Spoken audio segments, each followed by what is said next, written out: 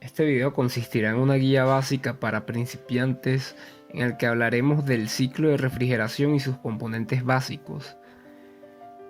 En los siguientes videos hablaremos un poco más a detalle sobre cada elemento. Por favor, si encuentran el video útil, no duden en darle me gusta y compartirlo, así como dejar sus comentarios. El ciclo de refrigeración básicamente consiste en un fluido refrigerante que hace un recorrido por medio de tuberías para absorber y ceder calor pasando por 4 componentes principales. Posteriormente en otro video hablaremos más detalladamente sobre los fluidos refrigerantes. Imaginemos que queremos enfriar el aire de un espacio o agua para un proceso industrial. Para hacer esto debemos absorber el calor de dicha agua o el aire del espacio y liberarla en algún lugar conveniente, normalmente hacia el exterior. Los componentes del ciclo de refrigeración se encargan de manipular la presión y la temperatura del refrigerante para producir enfriamiento. Todos estos elementos son esenciales en el ciclo para que éste funcione. El primer componente es el compresor. Dependiendo de la aplicación tenemos compresores reciprocantes, scroll, rotativos, tornillos y centrífugos. Aunque la forma de funcionamiento de los diferentes tipos varía un poco y esto lo cubriremos en otro video, la función principal es la misma en todos: aumentar la presión del refrigerante así como su temperatura y generar el desplazamiento por todos los componentes del ciclo al tener una diferencia de presión. Entonces, el refrigerante entra al compresor con baja presión y temperatura en forma gaseosa. Después de la compresión, el refrigerante se mantiene en forma gaseosa, pero ahora con alta presión y temperatura.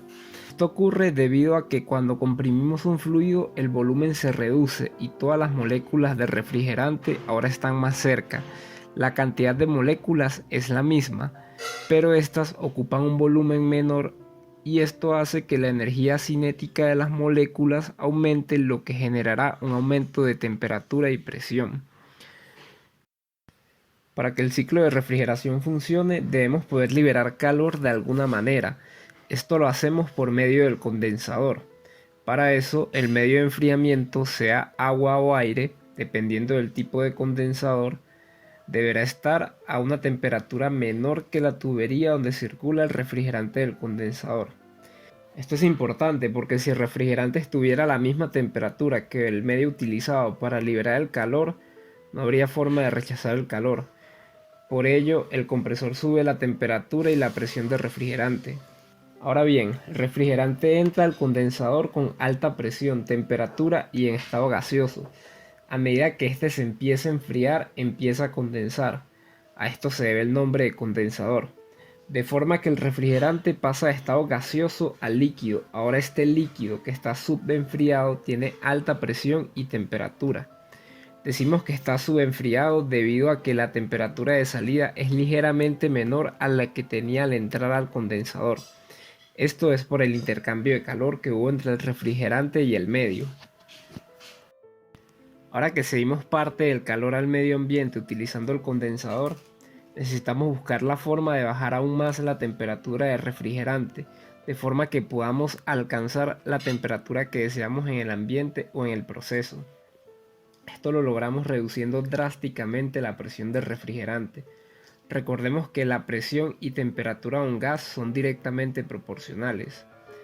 Aquí es donde interviene el dispositivo de expansión. Este dispositivo regula el flujo de refrigerante que entra en el evaporador.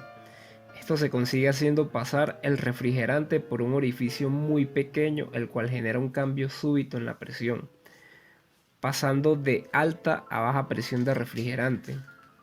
Parte de ese refrigerante líquido se pulveriza, por lo que en la salida del dispositivo de expansión tendremos una parte de refrigerante en estado líquido y otra en estado gaseoso. Existen diversos tipos de dispositivos de expansión. Tenemos capilares, orificios fijos, válvulas de expansión termostáticas, válvulas de expansión electrónicas y válvulas flotadoras. La función de todos estos dispositivos es la misma: generar caída de presión y pulverizar parte del refrigerante, para así poder evitar que el compresor pueda recibir líquido. Al salir del dispositivo de expansión, el refrigerante tiene más espacio, por ello la presión se reduce en conjunto con la temperatura. Finalmente, el refrigerante llegará al evaporador.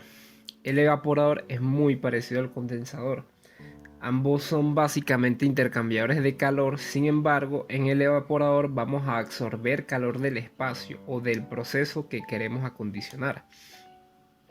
Esto lo logramos utilizando un ventilador en caso de que queramos controlar aire, o pasando agua por medio de una bomba en caso de que queramos controlar agua, dependiendo del tipo de sistema.